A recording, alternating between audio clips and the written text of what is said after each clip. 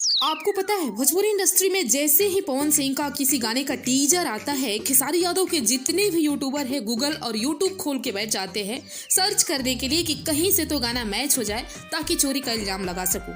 और कुछ नहीं जब मिलेगा तो जबरदस्ती धुन मैच होने का आरोप लगा दिया जाएगा, जैसे कि ले जात बड़ू देवघर गाने के साथ किया गया।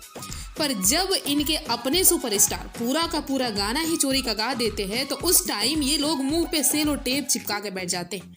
अगर सच कहिए ना तो आज के समय में जो भी टैलेंटेड सिंगर है वो भोजपुरी इंडस्ट्री में टिक ही नहीं सकता, क्योंकि आपका गाना बढ़िया है तो चोरी हो जाएगा या फिर अगर अश्लील है तो ही मार्केट में चलेगा।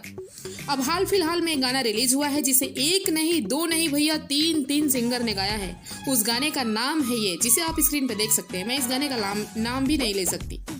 अब हैरानी की तो बात तब हुई जब पहले इस गाने को बुलेट राजा गाए, फिर आलम राज गाए और इसके बाद खेसारी यादव जी यानी कि भोजपुरी के सबसे बड़े सुपरस्टार भी गा दिए।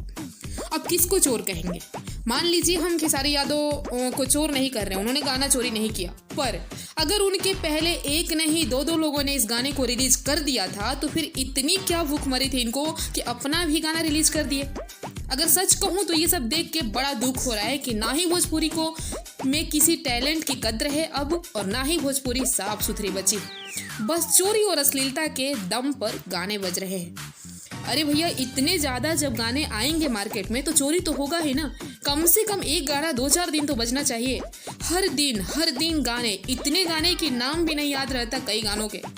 एकदम से सड़ी हुई चोरी वाली एल्बम इंडस्ट्री बना के रख दी है ये लोग भोजपुरी को।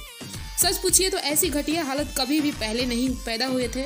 जब मनोज तिवारी, रवि किशन और निरहुआ जैसे कलाकार थे, उन लोगों की हुई मेहनत को ये लोग बर्बाद कर रहे हैं। और अब किसी भी यूट्यूबर के मुंह पे छेद नहीं रहेगा कि वो बताएगा कि ये भी गाना चोरी का है, या फिर अगर किसी ने गा दिया तो फिर खेसारी यादव ने क्यों गाया इस गाने को। खैर, आप सब क्या कहेंगे इस पे राय दीजिए अपनी। मिलते हैं नेक्स्ट वीडियो में कुछ ऐसे ही वीडियो के साथ।